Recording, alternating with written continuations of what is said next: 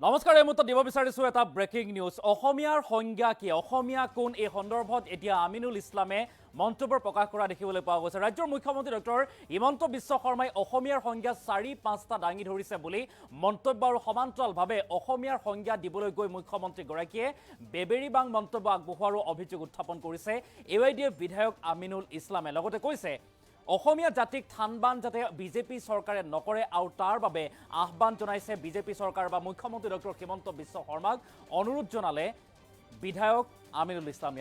আমি সবিস্তাৰে খবৰটো লৈ অহাৰ চেষ্টা কৰিম। এটা ডাঙৰ খবৰ এই মুহূৰ্তত জনাইছোঁ মুখ্যমন্ত্ৰীৰ অসমীয়া সংজ্ঞাক বেবেৰীবাং আখ্যা বিধায়ক আমিনুল ইছলামৰ। আমিনুল ইছলামে ডাঙৰ মন্তব্য কৰিছে। অসমীয়াৰ ৪-৫টা সংজ্ঞা দাঙি ধৰিছে মুখ্যমন্ত্ৰী ডক্টৰ হিমন্ত বিশ্ব শৰ্মাই। আৰু বেবেৰীবাং মন্তব্যৰে ২০২৬ৰ নিৰ্বাচনী বৈতৰণি পাৰ কৰিব বিচাৰিছে বিজেপিয়ে বা মুখ্যমন্ত্ৰীয়ে বুলি উল্লেখ কৰিছে। বৰাকত থকা মানুহ অসমৰ নহয় নেকি, অসমীয়া নহয় নেকি বুলিও প্ৰশ্ন উত্থাপন কৰিলে। আৰু বৰাকত থকা মানুহৰ সংজ্ঞা বা অসমীয়াৰ সংজ্ঞা পৃথক কিয় বুলি প্ৰশ্ন এতিয়া বিধায়ক আমিনুল ইছলামৰ।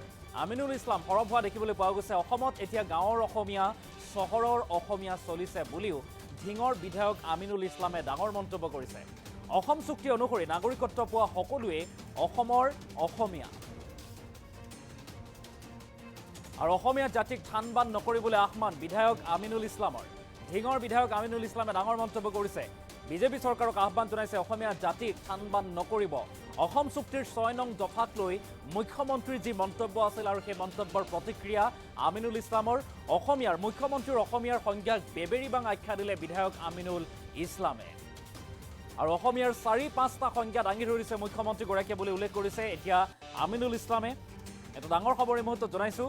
বেবেৰীবাং মন্তব্যৰে ২০২৬ চনৰ নিৰ্বাচনী বৈতৰণি পাৰ কৰিব বিচাৰিছে বিজেপিয়ে বা মুখ্যমন্ত্ৰী ডক্টৰ হিমন্ত বিশ্ব শৰ্মাই বুলি ডাঙৰ মন্তব্য। বৰাকত থকা মানুহ অসমৰ নহয় নেকি বুলিও প্ৰশ্ন এতিয়া আমিনুল ইছলামৰ। বৰাকত থকা অসমৰ অসমীয়া মানুহৰ সংজ্ঞা পৃথক কিয় বুলি উল্লেখ কৰিছে। আৰু অসমত এতিয়া গাঁৱৰ অসমীয়া, চহৰৰ অসমীয়া চলিছে বুলিও ডাঙৰ মন্তব্য বিধায়ক আমিনুল ইছলামৰ। আমিনুল ইছলামৰ এটা মন্তব্য আছে। অসম চুক্তিৰ ৬ নং দফাক লৈ মুখ্যমন্ত্ৰীগৰাকীৰ যি মন্তব্য আছিল, যি দাবী আছিল বা যি দফা বিপ্লৱ শৰ্মাৰ প্ৰতিবেদনৰ যিসমূহ পৰামৰ্শ সেইসমূহ ৰূপায়ণ কৰিবলৈ গৈ আছে, সেই সন্দৰ্ভত মুখ্যমন্ত্ৰীগৰাকীয়ে যি মন্তব্য কৰিছিল সেই মন্তব্যৰ প্ৰতিক্ৰিয়া স্বৰূপে এতিয়া বিধায়ক আমিনুল ইছলামে ডাঙৰ মন্তব্য কৰিছে। প্ৰতিক্ৰিয়া আছে আমিনুল ইছলামৰ। আমি সেই মন্তব্য আগবঢ়োৱাৰ চেষ্টা কৰিম। একমাত্ৰ আজি মই অসমৰ মুখ্যমন্ত্ৰী মহোদয়ে প্ৰদান কৰা অসমীয়াৰ সংজ্ঞা বিষয়ক লৈ ক'ব বিচাৰিছোঁ যে অসমৰ মুখ্যমন্ত্ৰীয়ে প্ৰকাশ কৰা বিবৃতি মতে অসমীয়াৰ সংজ্ঞা ৪টা তেখেতে নিৰ্ধাৰণ কৰিছে। তেখেতে কৈছে সাধাৰণ অসমীয়া হ'ল যিসকল অসমত জন্মগ্ৰহণ কৰিছে আৰু অসমত অসমীয়া ভাষা সংস্কৃতি গ্ৰহণ কৰিছে, তেওঁলোক সাধাৰণ অসমীয়া। আৰু কৈছে যে আচল মতে 1971 চনৰ 25 মাৰ্চৰ আগত অসমত থকা সকলো অসমীয়া। আকৌ কৈছে যে বিপ্লৱ কুমাৰ শৰ্মাৰ প্ৰতিবেদন মতে 1951 চনৰ জন্মগ্ৰহণ কৰা সকলো অসমীয়া।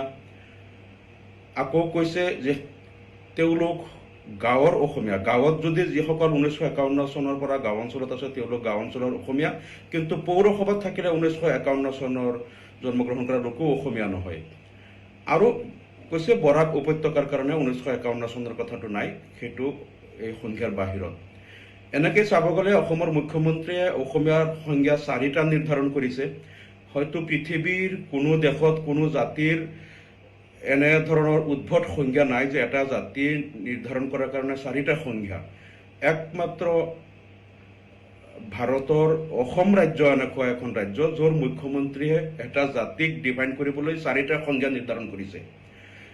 এতিয়া তেখেতে কোৱা মতে 1971 চনৰ 25 মাৰ্চৰ আগত থকাখিনি অসমীয়া, এইটো অসম চুক্তিৰ ৫ নং দফা অনুসৰি তেওঁলোক অসমীয়া। আৰু তেখেতে কৈ আছে ৬ নং দফা অনুসৰি 51 চনৰ সকলো অসমীয়া। এতিয়া ৬ নং দফাত কিন্তু কোনো চন তাৰিখ উল্লেখ নাই। তাত অসমীয়াৰ কাৰণে নিজৰ ভাষা, তেওঁলোকৰ সংস্কৃতি আৰু এইবিলাক সংৰক্ষণৰ কথা কোৱা হৈছে।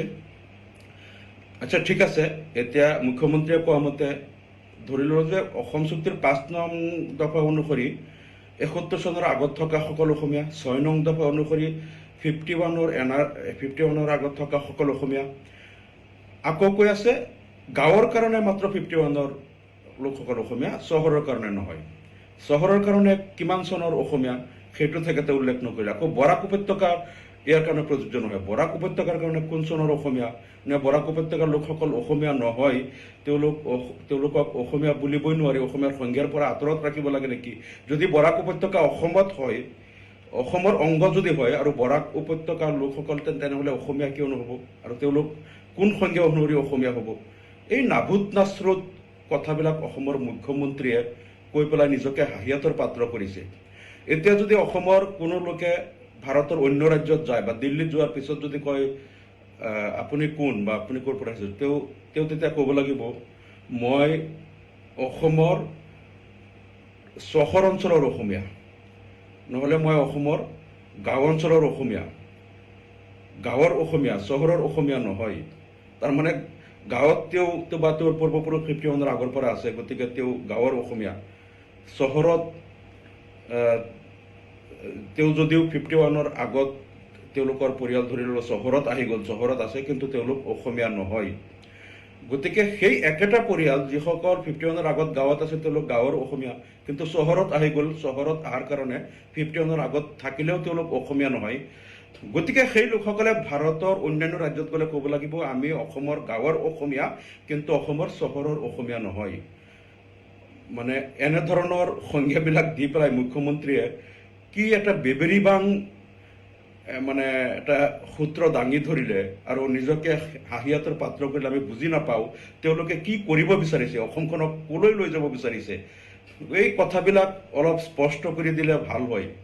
কাৰণ এতিয়া এই 4টা-5টা সংজ্ঞা যে এটা জাতিৰ দিছে, এতিয়া কোন অসমীয়াই বাহিৰত গৈ কি পৰিচয় দিব? এই ধৰণৰ কেৱল নিৰ্বাচনত ভোট পোৱাৰ কাৰণে ভোট বেংকৰ ৰাজনীতি কৰিবলৈ এনেধৰণৰ নাভূত নাশ্ৰুত কথা কোৱাতকৈ অসমত তেখেতে কৈছিল যিসকলে অসমক ভাল পায়, অসমত জন্মগ্ৰহণ কৰিছে, অসমক হাড়ে হিমজুৱে ভাল পোৱা, অসমীয়া ভাষা গ্ৰহণ কৰা লোকসকল, যিসকল অসম চুক্তিৰ অনুসৰি অসমৰ নাগৰিক হয়, তেওঁলোক অসমীয়া আৰু সকলোৱে আমি একেলগে অসমীয়া জাতি গঠন কৰোঁ, জাতিটোক আগুৱাই লৈ যাওঁ। এনেধৰণৰ এটা কথা মুখ্যমন্ত্ৰীয়ে কওক, যাতে অসমীয়া জাতিক আৰু বিভাজন নকৰি, জাতিটোক আৰু থানবান নকৰি, হিন্দুত্ববাদীসকলৰ শ্ৰুতলিপিত অসমীয়া জাতিটোক থানবান কৰি ইয়াত গেৰুৱা হিন্দুত্ববাদ জাপি দিয়াৰ যিটো ষড়যন্ত্ৰ মুখ্যমন্ত্ৰীয়ে ৰচিছে, এইবিলাক বাদ দি কওক যে আমি যিসকল অসম চুক্তি অনুসৰি অসমীয়া, আমি সকলোৱে অসমক সন্মিলিতভাৱে আগুৱাই লৈ যাওঁ, অসমীয়া জাতিটোক আমি শক্তিশালী ৰূপত প্ৰতিষ্ঠা কৰোঁ। এনেকুৱা এটা কথা কৈ অসমীয়া জাতিটোক ৰক্ষা কৰক আৰু আপোনালোকে জাতিটোক ধ্বংস নকৰিব, এইটো অনুৰোধ জনালোঁ। আজি মই অসম